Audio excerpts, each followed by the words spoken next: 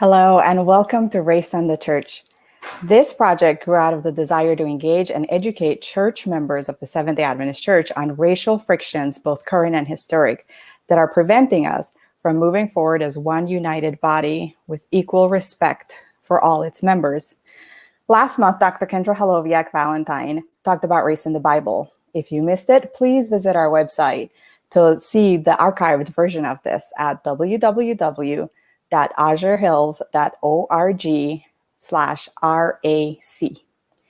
You can find archives of all of the previous presentations, including the one that we'll have today. It will be archived later. And you can also find resources there. We have small groups you can join. And we also talk about our action step for each month. I'll tell you more about that later on in our presentation. Thank you so much for tuning in today, and I hope you plan on joining us again on November 7th for our presentation then.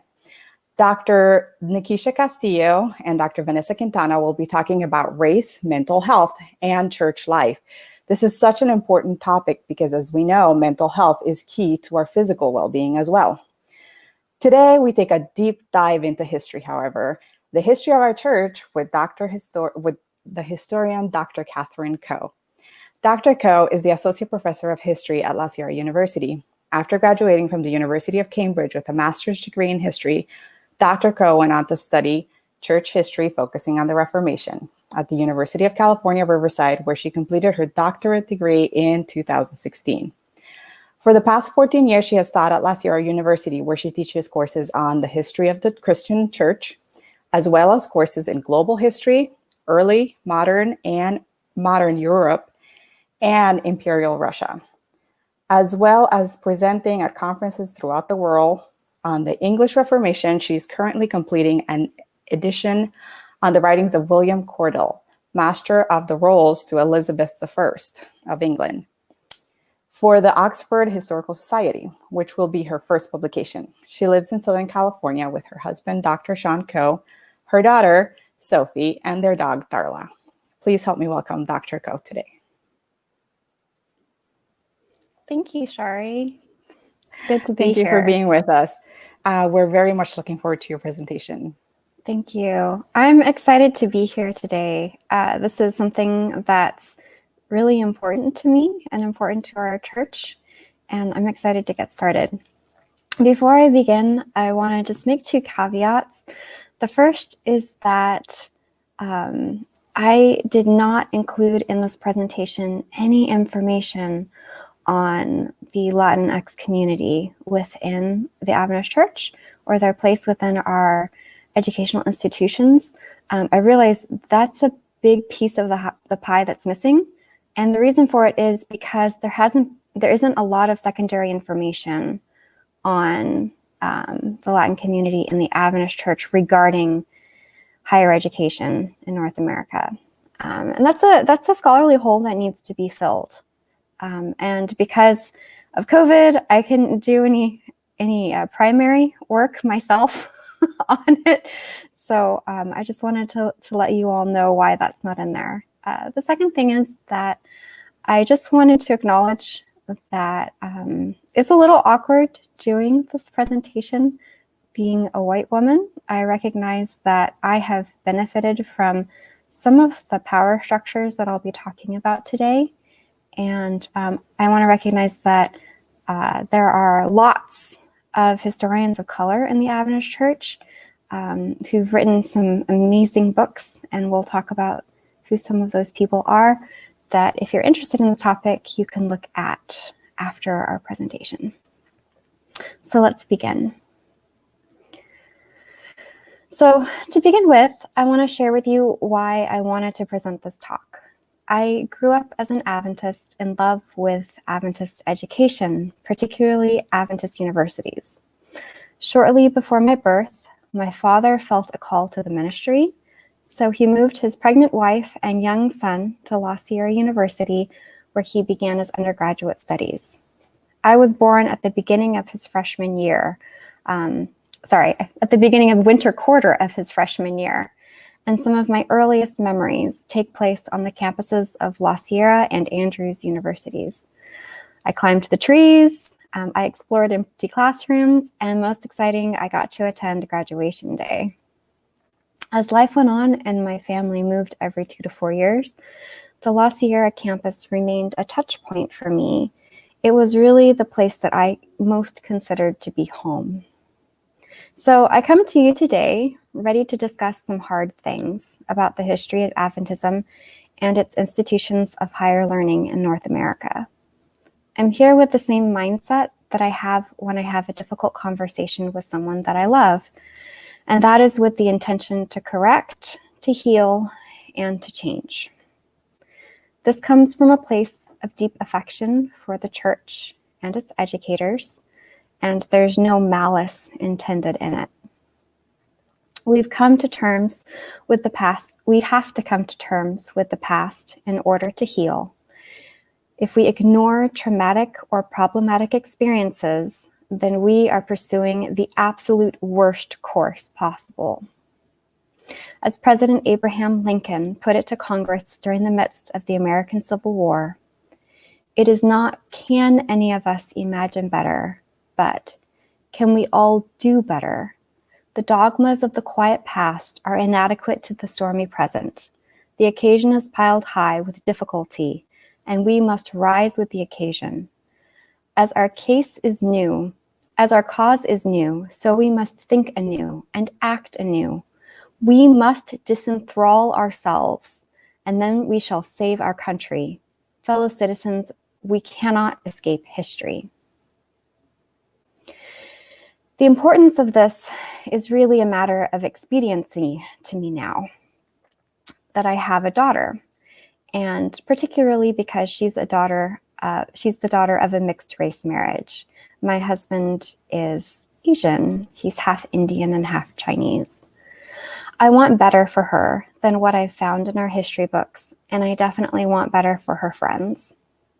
This presentation is dedicated to her and to them. So let's begin by talking about what race is. So if we look at the Merriam-Webster dictionary, the most current definition is any one of the groups that humans are often divided into based on physical traits regarded as common among people of shared ancestry. So like Dr. Kendra Holoviak-Valentine mentioned last time that we met for our talk, we're looking at physical traits. We're not looking at culture, but rather the parts of us that make up who we are and how we're categorized according to those parts. And in particular, we're looking at color. The Seventh-day Adventist Church was a byproduct of the Millerite movement that declared the soon coming of the Lord on October 22nd, 1844, 176 years ago and 2 days, as of Thursday. Our admirable ancestors set aside all worldly ambitions for months and some for years in order to spread the good news of Christ's second coming. They were mocked for their faith by their churches and the press. You can go online and you can Google in cartoons of Millerites and look in the image section, and you'll see some of these political cartoons, or I guess religious cartoons, that were made in order to make fun of the Millerites for their belief in the second coming of Christ. But these people carried on believing because they really believed. Therefore, it's unsurprising that the central focus for the theological development of the group that became the Seventh-day Adventist Church was the Book of Revelation. Early Adventists filtered theological queries through that text. That is why, when the Civil War began only 8 weeks after the Seventh-day Adventists took on the name that they have today, the 4,000 members of the church turned to prophecy to understand the conflict. James White's prophetic understanding of Revelation 6, that speaks of bondmen and freemen calling for the rocks and mountains to fall on them on the day of the Lord's wrath, led him to believe that, quote, the continuation of slavery down to the end of all earthly governments, end quote, was the most likely outcome of the war. Although Adventists were abolitionists, they wanted to end slavery, they viewed slavery as indestructible believing that it would never be fully destroyed. The members of this movement were white Northerners, for the most part, who predominantly came from churches that opposed slavery, such as Methodism, the Christian Connection, and Congregationalism. The first recorded Black Adventists were Elias and Henrietta Platt, who converted in 1851 and entertained the White family on a visit in 1852. Yet the Platts were part of a very small group of Black Adventists whose interests were not a significant consideration of the movement. Even though Ellen White was an abolitionist, the historian Eric Anderson has noted that, quote, like many other opponents of slavery, Ellen White focused her comments more on the sins of the slaveholders than on the aspirations of the enslaved. Early Adventists believed that the American government was the best government under heaven, with the exception of those enactments pressed upon it by the slave power. Its laws are good. As such, they viewed the Confederacy as a wicked revolt and compared it to the hellish rebellion of Satan and his angels.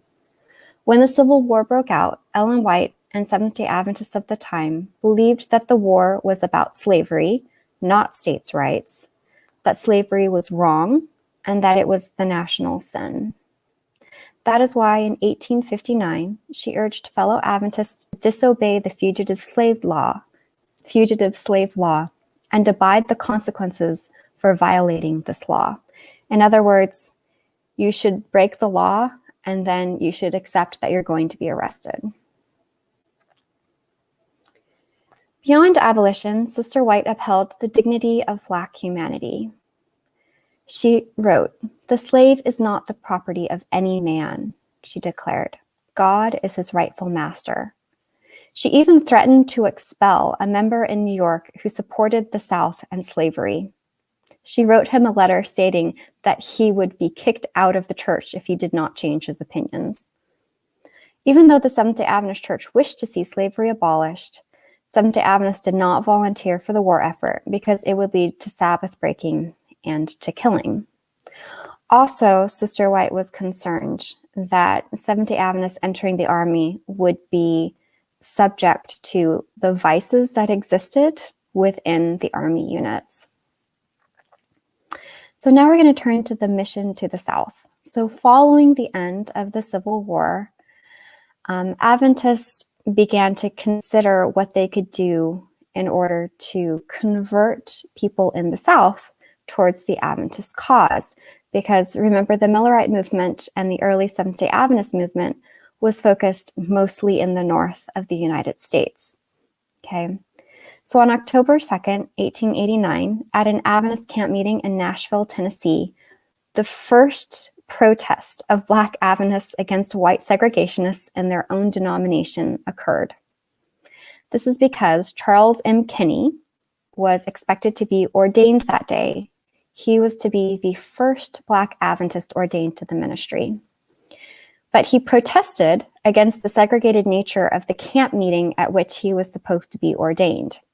He threatened to forego his own ordination unless the Black people in attendance were given equal treatment. At this point in time, Ellen White agreed with Kinney, stating her opposition to segregated churches. She wrote, "You have no license from God to exclude the colored people from your places of worship. Treat them as Christ's property, which they are, just as much as yourselves. They should hold membership in the church with the white brethren. Every effort should be made to wipe out the terrible wrong which has been done to them." Although she was an avid fighter for equality, she remained a conservative American. She also wrote, "At the same time, we must not carry things to extremes and run into fanaticism on this question. Some would think it right to throw down every partition wall and intermarry with the colored people, but this is not the right thing to teach or practice." Historian Winslow Hector writes that this demonstrates that, despite her prophetic role, she remained a product of her racialized society. She was a product of her time. Over time, she would change her view on segregated churches, allowing that the violence of Southern whites, the unwillingness of white parishioners to integrate, and other reasons led her to believe that the question of what she called the color line should be answered according to time and place. Even so, Sister White was a driving force in the establishment of Oakwood College in 1896. It was originally called Oakwood Industrial School. It was founded on a former plantation in Huntsville, Alabama, where the enslaved man Dred Scott, if you've ever heard of the Dred Scott hearing, actually worked for a while. And the school's purpose was modeled somewhat on Booker T. Washington's Tuskegee Institute. This combined extensive chores with industrial education and some book learning. It's important to note that Washington was and is a controversial figure in African American history, particularly because he did not believe that equality between Blacks and whites should be sought by any kinds of political means, such as challenging Black voter suppression or challenging the Jim Crow segregation laws in court. Other Black activists of the time, such as W.E.B. Du Bois, sought justice in the courts and started the NAACP to that end. So he was in direct conflict with them in his views on how racial segregation should be ended. Problems at Oakwood arose quickly. After 1917, its name was changed to the Oakwood Junior College, but the students protested that their opportunities at the school did not meet with the name change. The campus was racially segregated, and the faculty administration were predominantly white. It's important to note that other Black colleges in the South were not segregated, including Tougaloo College in Mississippi and Fisk University in Nashville. In 1931, a prominent Northern Black pastor named Owen A. Troy of Shiloh Church in Chicago wrote to the GC president, J.L. McElhenney, that, quote, Oakwood needs building up, and if we fail to bring in men who can do this, we cannot hope for the school to have the support that it should have, end quote. Minutes from a meeting at the GC regarding this letter reveal that white church leaders strongly opposed a liberal arts curriculum at Oakwood because they believed Black students to be, quote, intellectually inferior, end quote. The students at Oakwood Junior College knew that they deserved better and formed a committee known as the Excelsior Society, which formulated a set of demands. These included the appointment of a Black college president, Black faculty members, and increased emphasis on scholarly courses rather than vocational training. On October 8, 1931, the students of the Excelsior Society presented their demands on the day the Oakwood College Board of Trustees were to meet. Students went on strike, they held pep rallies and worships, and a letter was sent to the General Conference. Here's a small excerpt from that letter. We are tired of lying. In view of the fact that conditions at Oakwood Junior College are not favorable to mental, physical, and spiritual advancement, we, the students' body, are appealing to our interested brethren in the field for help. Too long, Oakwood has had to feel the brunt of despotic rules. Too long, we have been living under conditions entirely contrary to God's plan of operation for Christian institutions. When the Board of Trustees heard what was going on, they invited the strike leaders to meet with them in the chapel. Members of the General Conference and the Southern Union Conference were abashed that these students thought that they could make demands on the running of the school. But the ultimate outcome of the strike was that Oakwood welcomed its first president, James L. Moran. Although the business affairs of the institution were placed in the hands of a white controller and business manager who reported directly to the GC, which undercut Moran's power and abilities at the school. Oakwood did develop an increasingly Black faculty after this point, and the school was elevated to senior college status in 1944 under Moran's leadership. Unfortunately, 5 of the strike leaders were expelled for their efforts, even though their demands were largely heard.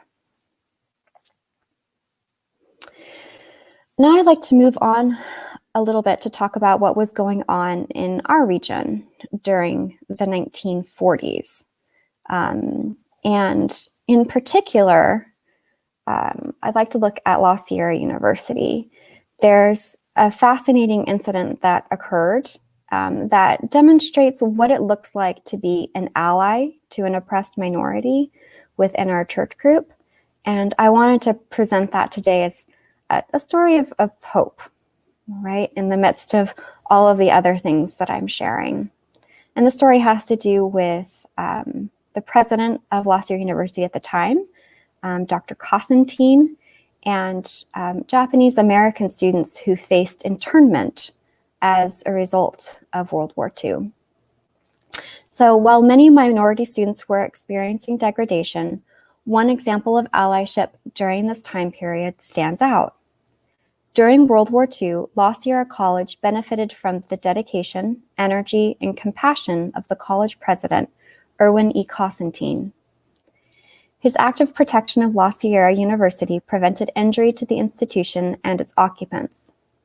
Following Franklin D. Roosevelt's signing of Executive Order 9066, Japanese Americans were ordered to enter internment camps for the duration of the war.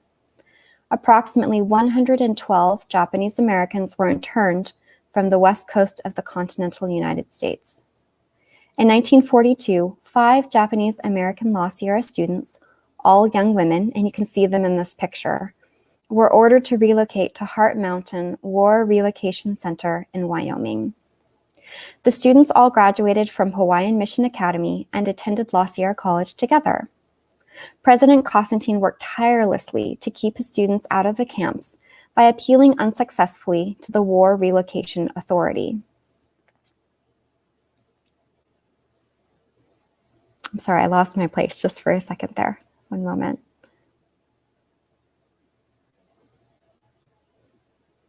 All right.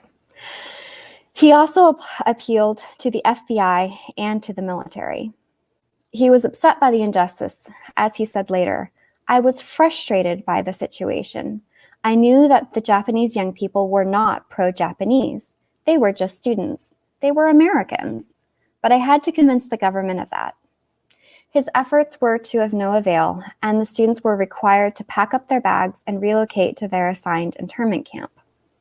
A short article appeared in the Criterion, the college newspaper, noting the departure of the girls to the reception center in Parker, Arizona. It notes that the weekend prior to their departure, the students were showered with banquets and gifts, including a radio and letters from the other female students. There was also a note that everyone hoped they could continue their education the following year at Union College in Nebraska, as Nebraska was in the center of the country rather than on the coast. On the morning of their departure, a special worship service was held for them on campus, led out by the president, and the whole campus community waited with the young women for their bus to arrive. As they boarded, President Constantine assured them, "I will get you out of the camps."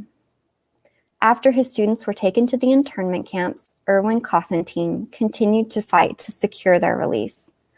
Later that same year, he transferred to Union College in Lincoln, Nebraska, where he obtained permission from the city to bring Japanese American students to the college to wait out the war. He traveled to the internment camp in Wyoming to carry them back with him. When he arrived at the camp, he was horrified by the conditions, which he described as dirty, dusty, and inadequate for supporting life during a cold Midwestern winter. He asked for all the Seventh-day Adventist students there and took them back to Union College, where they waited out the war. He had kept his promise. Unfortunately, not all students of color or students from minority groups experienced what these students did in having an ally like President Constantine. In fact, in the early to mid 20th century, many Adventist universities did not admit Black students or did so on the basis of a quota system. In other words, they participated in the segregation of races that was so prominent in the United States prior to the landmark Supreme Court case, Brown versus Board of Education in 1954. Southern Missionary College, now called Southern Adventist University, even failed to segregate fully until after 1965, more than a decade after the ruling, and only after it was urged to do so by the General Conference. They would not hire their first Black professor until 1975. For the students' part, when it was announced in chapel in 1967 that the college would be integrating, they responded to the news by giving a standing ovation. Claren Hollinshed, a scholar in the sociology of religion, told a story in an article for Adventist Today of a young man who dealt with some of the quotas that were placed on Black students attempting to gain admission to Adventist universities. He tells the story of a young man who was invited to enroll at Emmanuel Mission College, now Andrews University, but was then denied admission when administrators learned that he was Black. As the final insult, they also refused to refund his application fee. Once in Adventist universities, Black students were also subjected to humiliating treatment.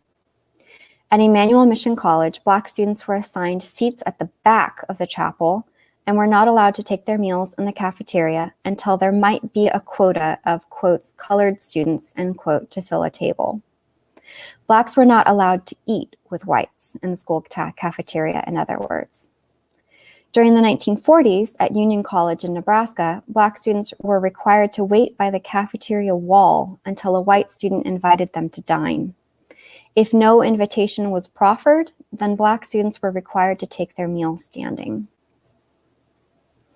I'd like to note that one problem with studying these incidents is that they're not typically part of institutional histories. You have to find information about this in articles and specialized books. I've read a lot of Adventist history, and I've only heard shades of our history in regards to racial segregation because the big textbooks about our church don't talk about these issues in detail. And while there's quite a lot about Ellen White and race, there's not really that much on the experience of the individual student. So maybe somebody watching this right now has had one of these experiences and would be willing to share during the question and answer session what they experienced. And for those of us in history, those of us who teach and study it, I think that we need to make more of an effort to write these students' experiences back into the main historical narrative. Because when looking for information, I found these things in articles that had been written for specialized journals, or in just notes and tidbits that had been written for alumni newspapers, alumni pamphlets for the different Adventist universities. So I think it's important that we need to be more intentional about placing these things into our history because they're important and we need to know them. I'd like to be a little bit vulnerable and talk about a gaffe I had on that myself this quarter. I'm teaching a master's course on Christian history, the full 2,000 years of it. And while I was teaching it, while I was preparing for it, I prepared for the things that I'm comfortable with, that I know, and that's really Western church history, so European church history and American church history.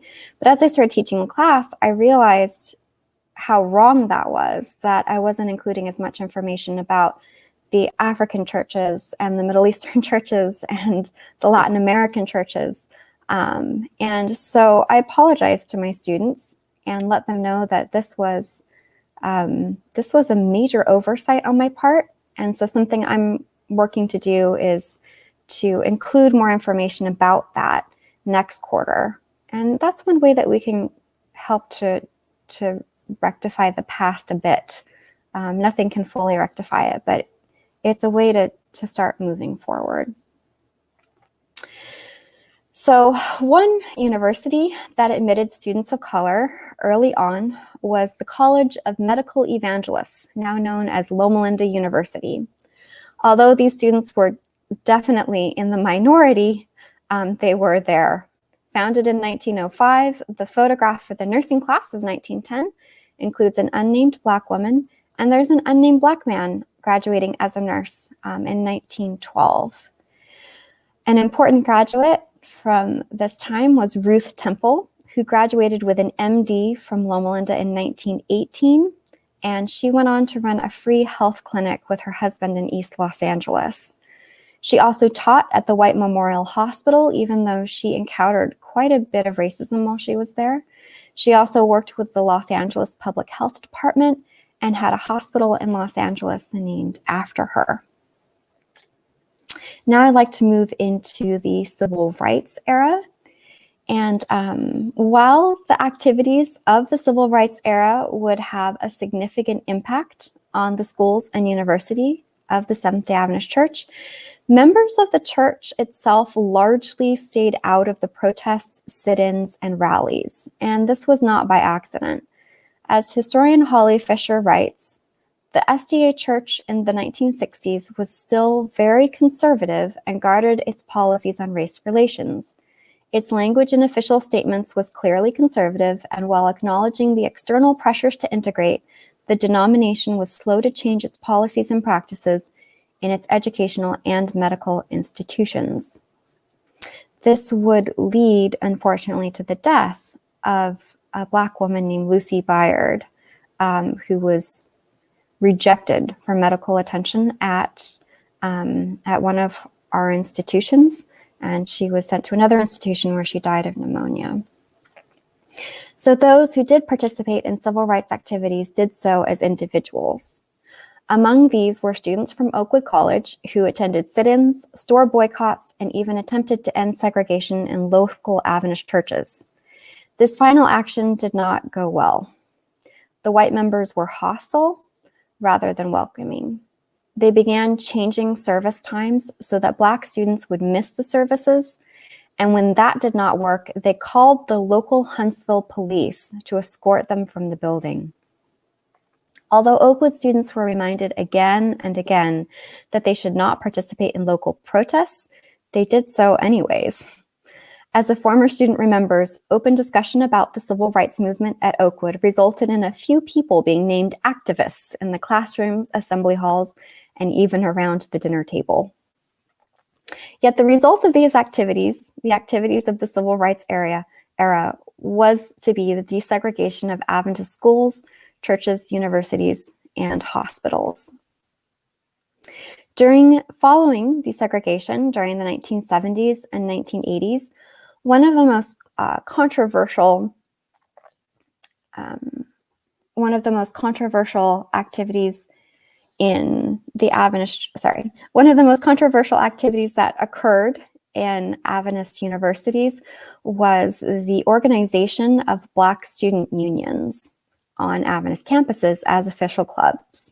These were and remain somewhat controversial, so I'd like to take a moment to discuss them within the framework of equity, equality, and justice. Okay, so while at first the idea of a Black student union may seem counterintuitive to some people because you're attempting to counteract racism by creating a racially specific club, the purpose and the need for Black student unions on Adventist campuses is pretty evident when you consider power differentials at our schools.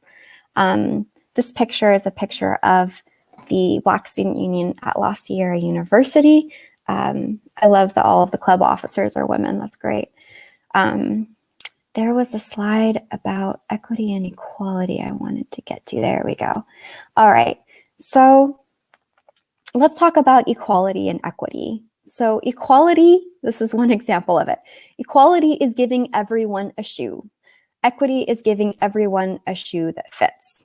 So equality says you should give everyone the same opportunity, whereas equity says you should give everyone the opportunity that allows that person to rise to the same level as everyone else.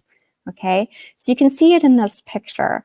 You have these three boxes, so everyone's getting the same opportunity, and but it's not necessary. It doesn't necessarily work for everyone because everyone has different needs. right?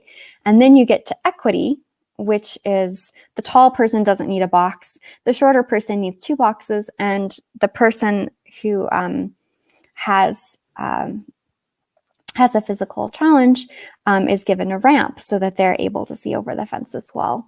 So this is where you get equality and equity. And this matters for Black student unions because as we're going to see in the next few charts, Black students do not necessarily have equity naturally on our campuses. So let's talk a little bit about representation. So what do I mean by that? So representation is important. Representation is having somebody that looks like you, that comes from a similar background to you, being in a place of power, okay? And it's important because it helps everyone see the possibilities that exist across the spectrum of race and ethnicity that we have in our church and in our society. Let's go to the next slide. So one way that you can help create equity within our universities is by having representation in places of power for various racial groups. Now, these pie charts come from a website called collegefactual.com. So if you want to see a larger version of them or kind of look at what they look like for your institution, you can just type in collegefactual.com, and then you can just type in the name of your university, and they have all sorts of statistics. You can look at gender differentials and racial differentials, et cetera, et cetera. So here's a representation ratio. On the left, you can see the racial composition of students at Law School University who are undergraduates. So the largest amount of students that we have, the largest percentage is Hispanic and Latino, right? But then you go to the faculty, which, oops, lost my earpiece. When you go to the faculty on the right-hand side, the largest ratio, the largest ethnic group represented in the faculty is white, right? And we have a much smaller piece of the pie that's Hispanic. And so that's, that means that Hispanic students aren't being represented as much on our campus, right? And you can also see this with Black students as well. They're not being as represented on the campus within positions of power. So where do Black student unions come in? Let's actually go to another university. Let me go to the next slide. So you can do this with all the different Adventist universities. You see this with PUC. There's a differential there. That's pretty big. If you go to the next slide. Then Walla Walla. Walla Walla doesn't have very good numbers that College Factual has gleaned. So they're a little bit difficult to get to. So let's go to the next one. And then there's Union College. Union College I found to actually have the worst differentials of the Adventist universities in North America, followed shortly behind by Southern Adventist University. But you can see the majority of the faculty is white, and they have a fairly racially diverse campus, okay? So we can go to the next slide now. But the good news is, here's a little bit of good news. If you look at Union College, which is the worst one, the one with the most problems in regards to representation within racial diversity within the faculty, if you compare that to the national average, Union College is doing better than the national average at public universities, okay? So we can go to the next one. So there's a little bit of hope there. All right. So what the point of Black student unions on Adventist campuses is that it gives Black students a voice on campus when they don't have as much of a voice naturally within administration or within the faculty. It also gives Black students a place to go in order to create relationships with other people who may have similar life experiences in regards to race. And also, you don't have to be Black to join a Black student union. If you want to learn more about your campus what your campus life is like. You can go to a Black Student Union event and find out. So in recent years, Black student unions have been instrumental in informing administrations at Adventist universities of racial incidents on campus. You think of the Time is Up movement at Andrews University recently, as well as they provide insight regarding measures that can be taken in order to create a more equitable experience for students of color. So I'll give you an example of this. This summer, my department, the history department, received a message from our Black Student Union about creating more course content on Black American history. That wasn't even within our radar.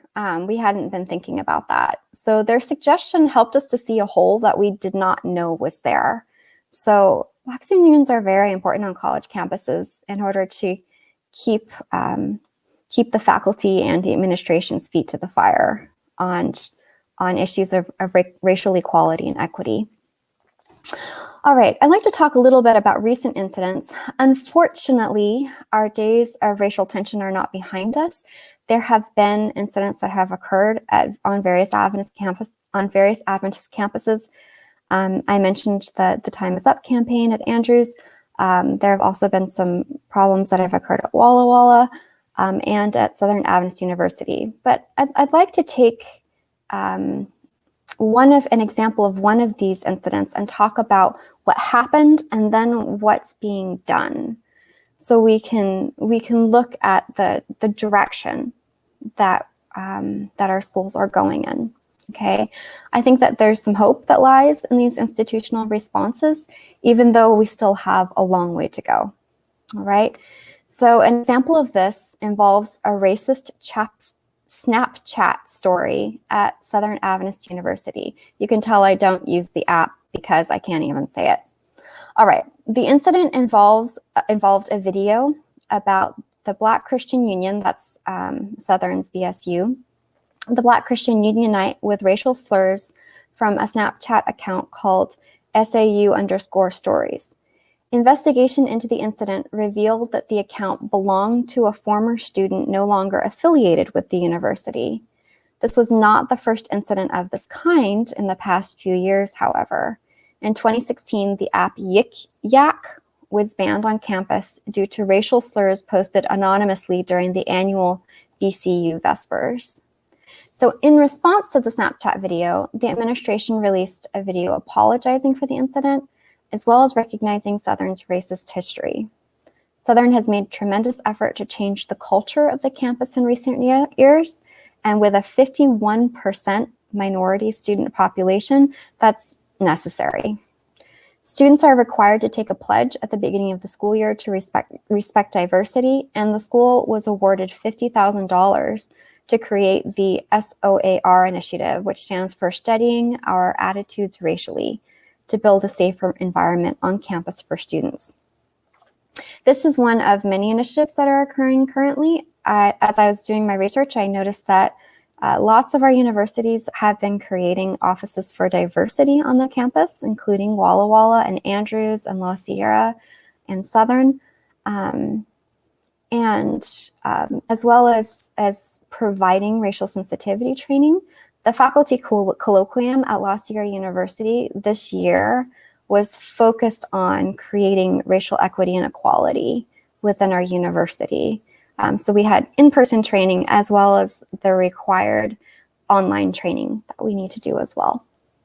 So even with all of this, issues persist because racism is unfortunately insidious. It can hide in hearts. So I love what Dr. Kendra Holoviak-Valentine stated in the last installment of this series. She said that we're so sick that we don't even know how sick we are. And I think that that's a great way of saying it. So this idea is reflected in a quote by the BCU president at Southern at the time of the Snapchat incident, who said, "Whether or not there is an expectation of what can come from the people of the school, there is an expectation on my shoulders of my fellow officers, the burden to continually strive for excellence in the face of adversity." So this is a call to all of us. We should all be striving for more equality and more equity. So what can we learn from this? I would like to propose 3 theses. The first is that the Seventh-day Adventist Church is not immune from the social sins of our time and culture. The second is that we need to listen to people in oppressed circumstances and give dignity to their stories. And the third is to recognize the racial power hierarchies that exist within our own institutions and look for ways to be equitable in order to create equality. That's the end of my presentation. I'd like to thank those who I have been in conversation with about this presentation, in particular, Shari Osborne, who introduced me to that cartoon about equity and equality, and who also fielded many phone calls and text messages. I also want to note that I pulled much of what I presented from the writings of other historians to whom I'm deeply indebted, including the writings of Ronald Graybill, Holly Fisher, Winslow Hector, Eric Anderson, and Floyd Greenleaf. Thank you very much.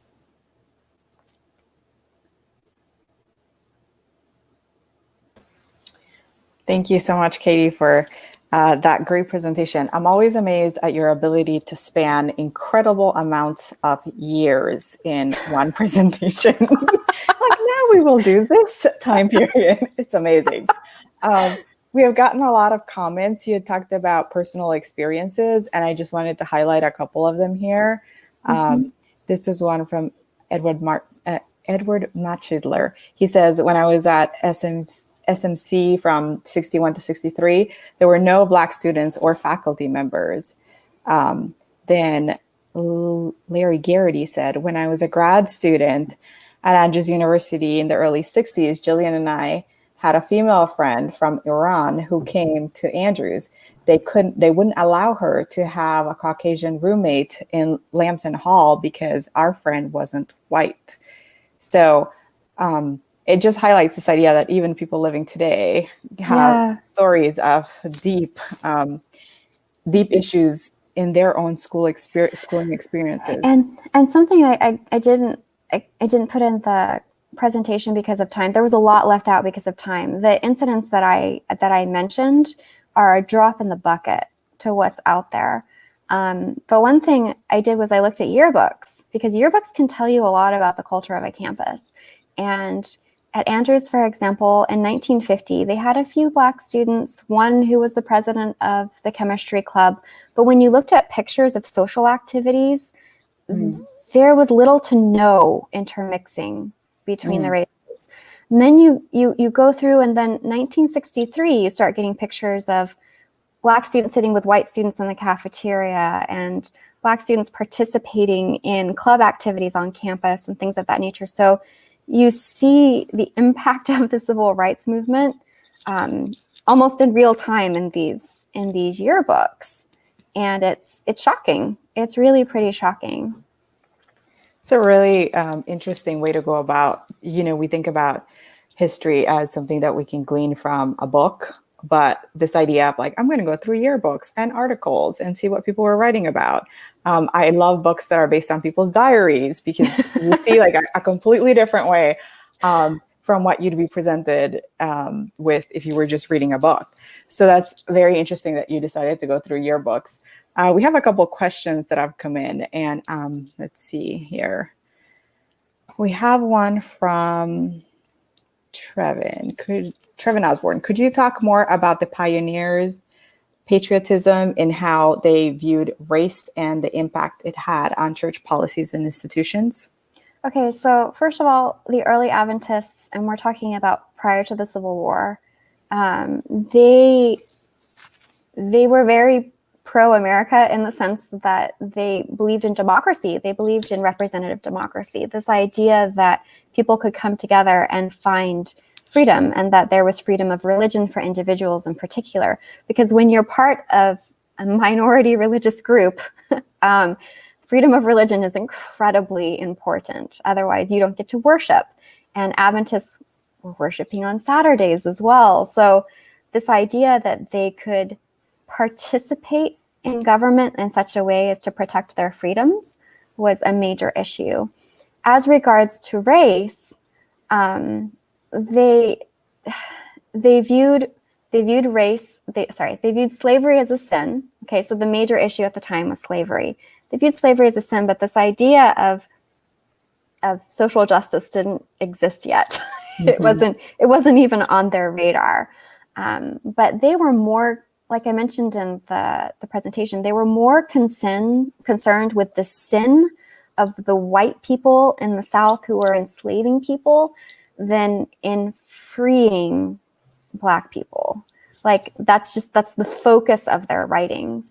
With that said, there are some great quotes by Ellen White talking about the dignity of the Black race and the fact that they are equal before God as white people. And she did all sorts of things that were not considered okay at the time. Like she went to Oakwood College in the early 20th century and she gave a speech. She actually gave 2 speeches there.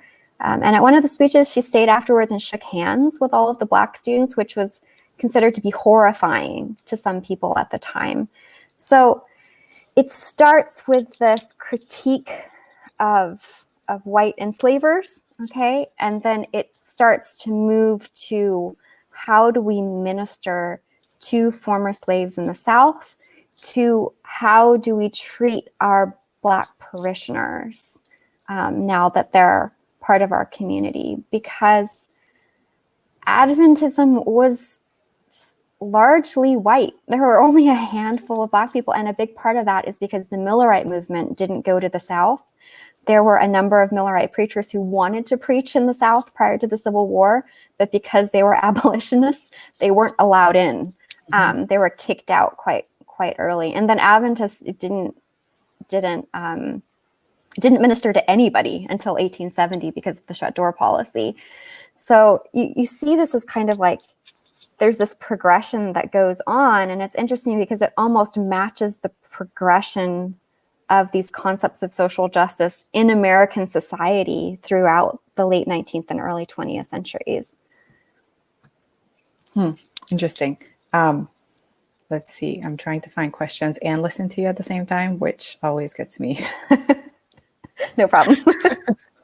So this, I'm not sure if it was a comment or a question, but it does bring up a question. If we don't take it on in higher ed, how will young people see any relevance or awareness on the part of their church? You know, I've been reading a lot and watching podcasts and articles and all these things about the Adventist church, early Millerite movement. As you talked about, a lot of them were abolitionists, including Miller himself, things that I never knew, right? Like I didn't know these things. And yet I have been born and raised in the Adventist church. So she's bringing up this idea of like, if we are not taking this on, our history of like really educating young people, this is one of the problems with relevance, right? Like we become irrelevant. How do you, as an educator, see that playing out? I just kicked my table. Sorry about that. It's a primary importance. I'm really grateful that Ginger wrote that. She's our former dean of the School of Education at La Sierra, and then she left us for the beautiful Philippines. I can't blame her. It's so pretty. But it's a great point because higher education is where we train our teachers. So if you're looking to put your child in an Adventist school, the teachers are being trained in higher education. And if we're not teaching our students, our college students, to consider these issues as important, and we're not teaching them how to find out about what happened and how to talk about what happened, then they're not going to take that into their classrooms for 4th and 7th and 10th graders. Also, I think education does really begin at home too. And I think parents have a part to play in this.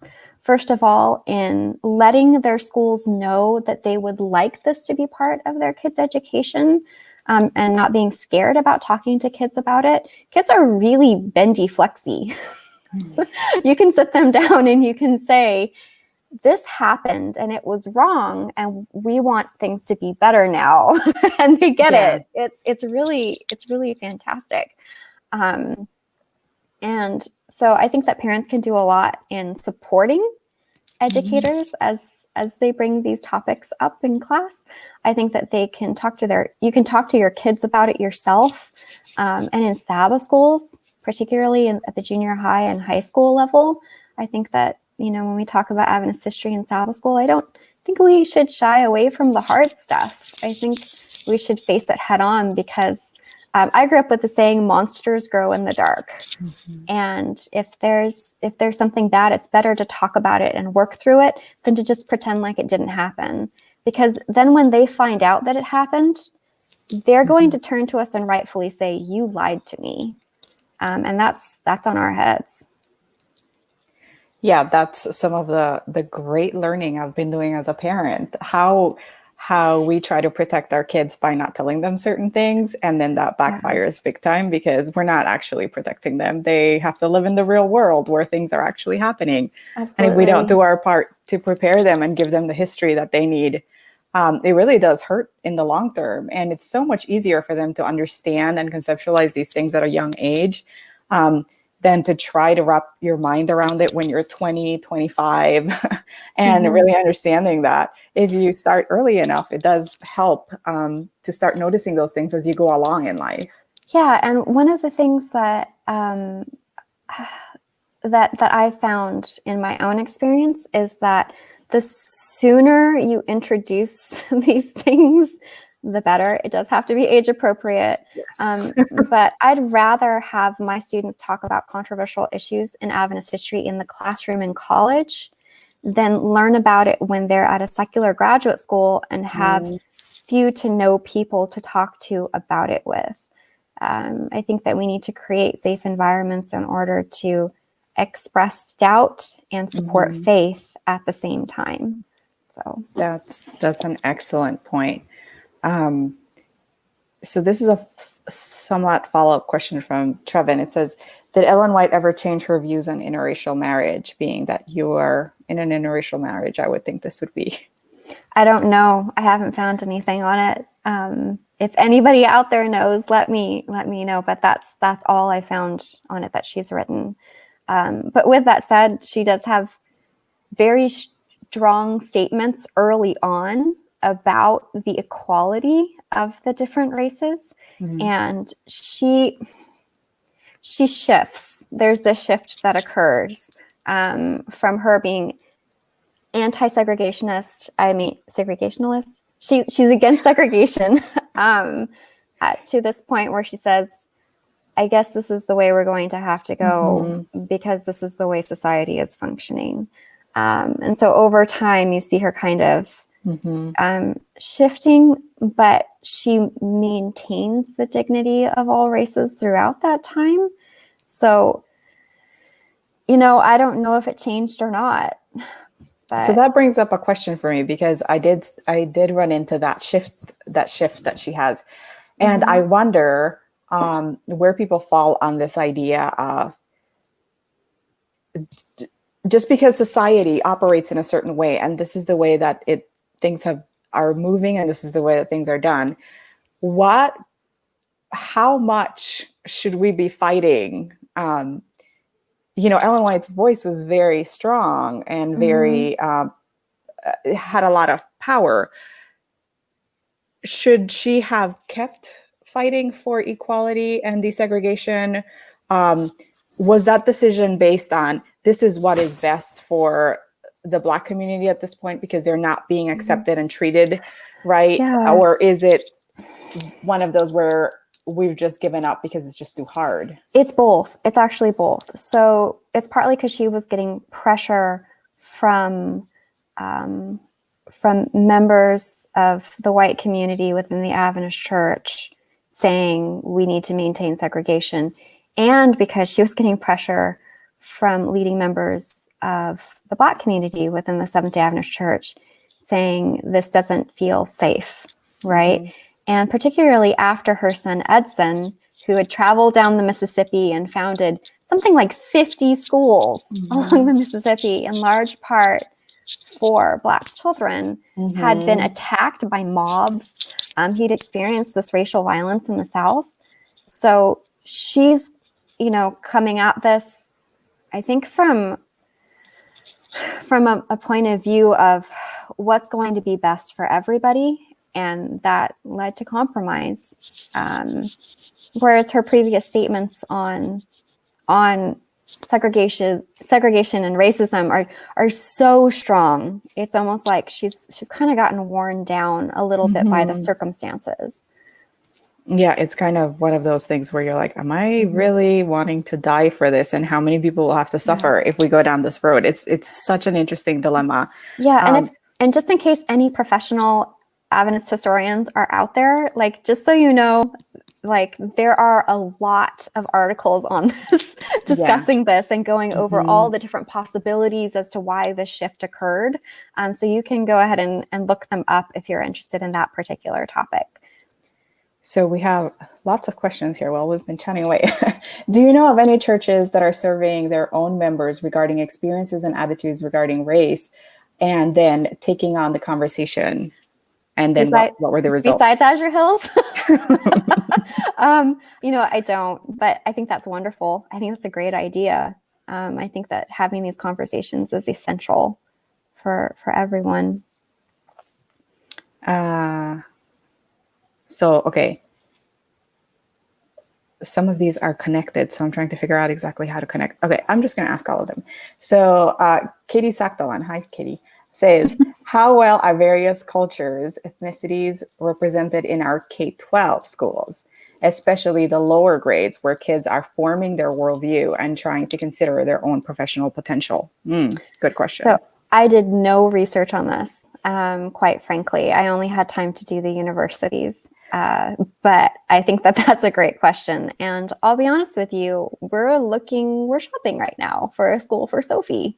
And we want to put her in an Adventist academy. And this is definitely part of the equation. Looking at the way that the student body is made up, as well as the teachers, and not just teachers, but staff as well, support staff. Something that I think is really important to consider at Adventist medical schools, and also for Adventist educational centers in K through 12 who are hiring nurses to work at their schools. There was a study done recently that a large percentage of medical students in the United States think that Black people don't feel pain as much as white people. And as a result, treat them differently when they come into the emergency room or when they're being treated for cancer. They don't get the same amount of pain medication as a white person would. And this is not biological by any means. This is a perception issue. Black skin is not thicker than white skin. Right. That's just a biological fact. And so, as you're hiring nurses for your K through 12 schools, or as you're training nurses at one of our medical institutions, keep this in mind. Keep in mind that we need representation in all areas and in all positions. People always focus on college presidents, but it needs to filter down through all the different positions at the school. Yeah, that's a great question. So I have, Ginger is asking two, I think they're connected thoughts here. Is there any research being done on history and present experiences regarding race in denominational education, K through postgrad? And then continues, it seems we should be mining this both quantitatively as well as qualitatively with alumni as well as present students. Yeah, and I would encourage any Adventist historian who's interested in this particular period to write that book, because that would be an important book for our denomination. As for whether or not it's going on right now, the answer is I don't know, because like I mentioned, I didn't look at K through 12 at all in researching this, and this was really a new area for me. I'm familiar with Adventist history. I've taught a class on it. But like I said, if you want to know about race in Adventist history, you have to dig for it. You have to really find it. There's a chapter on it in the the edition that came out from Oxford University Press recently on Ellen White. And there are some articles you can find on JSTOR, for example. There was a doctoral dissertation that was done by Winslow Hector at Claremont, I believe, recently about the regional conferences, for example. But as for K through 12, I just don't know. So we do have a question about regional conferences, and I'm not sure how familiar you are with this history, but can you please address regional conferences? Example, does the reason they came to be still exist? Okay, so regional conferences are incredibly controversial, and they're controversial because some people believe that they are still needed because there still is racism within our hearts and within the church. There's still institutional racism. There is still individual racism. And so maybe it's okay to have this sort of separate but equal situation, even though whether or not they're equal is questionable regarding funding, right? That's also another controversial question. So again, there are some really great articles out there if you want to read up more about it. Claire and Hollinson did a whole series on this for Adventists Today magazine, and you can look those up online. Like I said, Winslow Hector also wrote his thesis on this, on regional conferences as a discussion. So I think it's a worthy discussion, and I think that it's one that we all need to be part of, but I also think we need to read up on the situation as it is. With that said, if you want to learn more about Black SDA history, I need to recommend this website. It's blackseventhDayAdventist.org, or is it blacksda.org?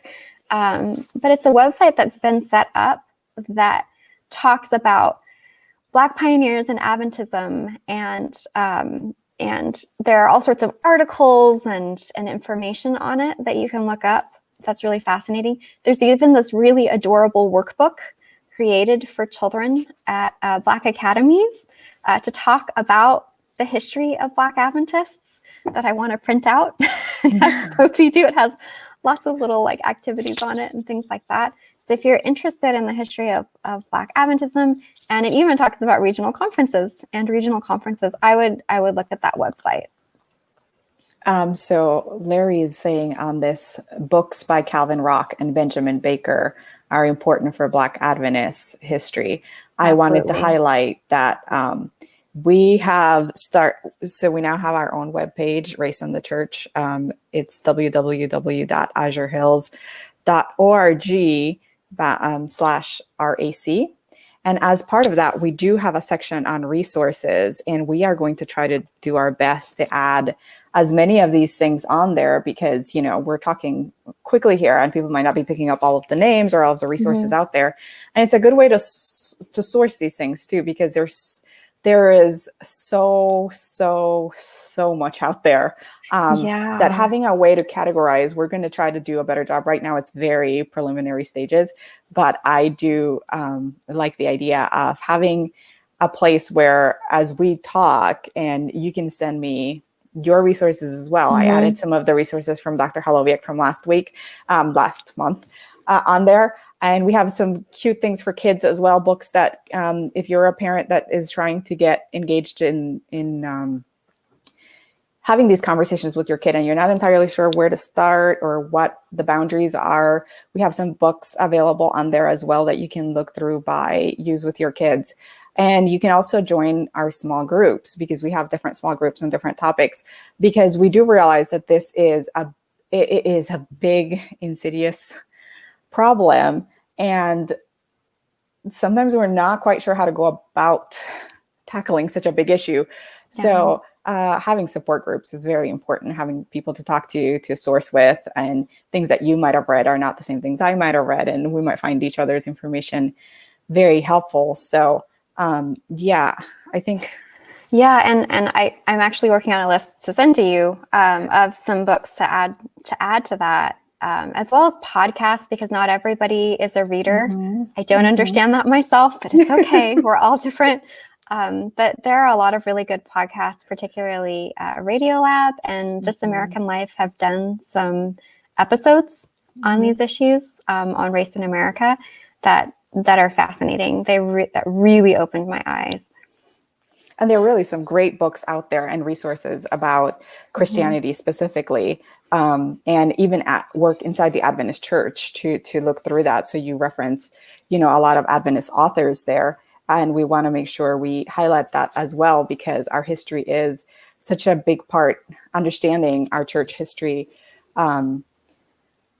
yes, it really can help us move forward as a church in a more intentional way, which brings me to this question that I was asking, because so I know that one of the local churches out here had a huge outreach where they asked a bunch of people who had gone to Adventist schools, no matter which university you went to, come to the Zoom and we'll talk about your experiences at the universities, to talk about racial inequality and how you experience racism or not at the school that you attended.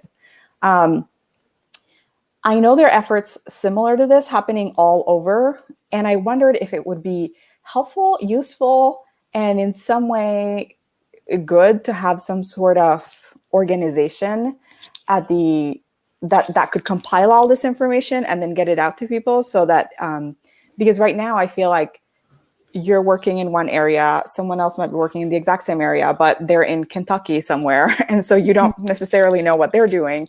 And it would be so nice to be able to share resources and share information and collaboration along lines. That becomes complicated, I think, and becomes bureaucratic. And maybe there is something to be said about the beauty of it being a grassroots movement, and that each church is trying to address the issues, right? Like Azure Hills is not unique in having these conversations. There are lots and lots of churches that are having similar conversations and broadcasting them out. So how could we be more strategic about it? Or do we need to? Is it okay for everybody to just, work in their little space, trying to put things in place in their areas that would then lead to larger? So that's the $1 million question with anyone who does research, whether it's in history or in biology or math. So researchers are prone to protect our information until it's published, because that's how we get things like promotion and tenure, for example, or funding, if you're in the sciences. With that said, it's also become more popular within academia to crowdsource and to information share, but typically under a very organized umbrella. So we're going to start this initiative, and this initiative has these authors, and this is what we're looking at. So I think that if there is an organization out there that one of our listeners knows about, an initiative about this, it would be great if they could share it. But I haven't heard anything about it. Yeah. So Ginger just has lots of ideas of things we should be doing. Someone also needs to study the impact of staff interactions with students of color as compared to faculty in higher ed.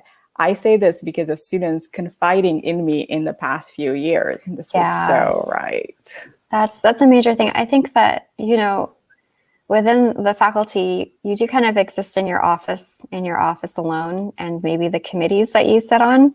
But a lot of student interactions happen with staff as well. So, they're happening with the student medical services or with enrollment or with financial aid. And I think it's important not to ignore those areas. I also feel like staff doesn't get as much credit as they deserve to. They really are the heartbeat of our universities. That's true. Are super appreciated. But I also think that, there's always room for change and improvement and growth as well. Yeah, so this is a follow-up to that. Concerns that are reported, even by people in leadership positions, are not always well received or acted upon. I think there is a fear of what to do with issues that surface, fear of publicity, negative publicity, I would imagine. But as we've seen, these things do end up coming out anyway. I mean, we live in the information age. Anybody can post anything online. So you're not really saving yourself by not addressing the issues. I mean, you think about that, this Snapchat incident that I mentioned for Southern, and how did that get known? It got known Mm-hmm. because people on social media saw it, and then they started sharing it to their Facebook pages and their Instagram and saying, look at this thing that happened at Southern, right? Yeah. So these things don't stay quiet for very long. No, they don't. So Katie Sakdalan has, living in the USA, we first consider the Black-white interaction, obviously because of our country's history of enslavement. Living on the West, Southwest, have you encountered history of other racial conflicts within our colleges? Obviously, living in SoCal, we have opportunities to, with the internet and dozens of cultures, interact, I think is that word, opportunities to interact with dozens of cultures. Yeah, and that's the thing, is this is kind of a growing field. So I mentioned what happened with the Japanese American students. That was kind of a nod to another racial group. But there's a lot of study to be done, particularly in regard to the Latinx community in the Southwest and in Southern California. I feel like I should give a shout out. I was going to put this in my pie charts, but I didn't. To Southwestern Adventist University. They are very racially diverse in their faculty as well as their students. It's almost an exact match. That's So awesome. They've done really well.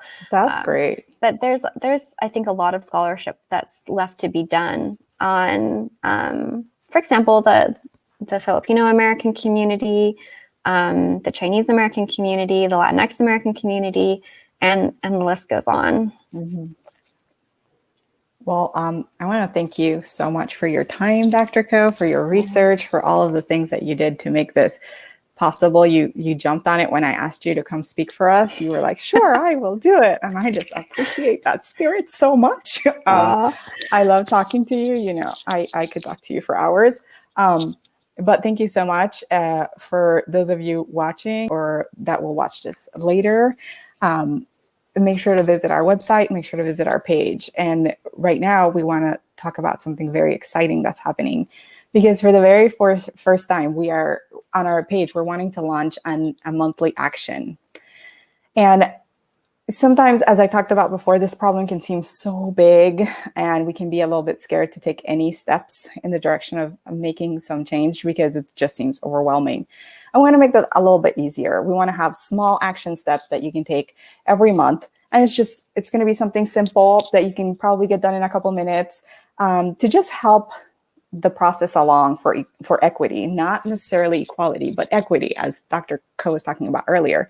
So our monthly action step for the month of November ties into education and ties into La Sierra, because Dr. Ko she teaches at La Sierra, and so does Dr. Kendra Haloviak-Valentine that did our previous presentation. So the La Sierra University School has a fund called the George Floyd Endowment. And what it does is it gives scholarships to Black students wanting to get an Adventist education. And what we're promoting this month, in the month of November, is visit the website and donate to this endowment fund. So when you go you're going to go to lasierra.edu and /advancement. When you're on the site, you're going to scroll down to, there it is. You're going to scroll down to other assignations. And once you get there, you're going to type in the amount of your donation, and then in the description area, type in George Floyd Endowment Fund. Sorry about that. And then enter your personal information. If you want, if I talk too fast and you didn't get that, please visit our website, because our action step for this month is also on there. This is a great way to support Adventist education. It's a great way to support scholarships for young people who might be interested in getting an education at an Adventist school but can't financially afford to do so. And it's a great way to advance the cause of equity in allowing Black students to have opportunities for support with their academic, with their financials at academic schools. So there's the video. So you just scroll down and you'll get, I wanted you to see the video so you'd see how far down you'd need to scroll. And then just put in George Floyd Endowment Fund. And again, More information about that is on our website, on our webpage. So you can see how to do it and exactly where to go to make sure we can support La Sierra University in this effort to promote help for all of their students. So again, I want to thank Dr. Ko so much for being here with us today. And I want to thank all of you for joining us and for all of you who are going to watch this later. Stay engaged, visit our website. We won't have another presentation until January, but please visit our website in December or follow us on Instagram at Race and Church to know what our December action step is and how you can stay engaged. Actually, I lied. We do have another one coming up in November. November 7 is our last one. And then we take a break till January. So please join us November 7, where we talk about mental health and the church with Drs. Castillo and Quintana. So see you then. Thank you for joining us. Bye.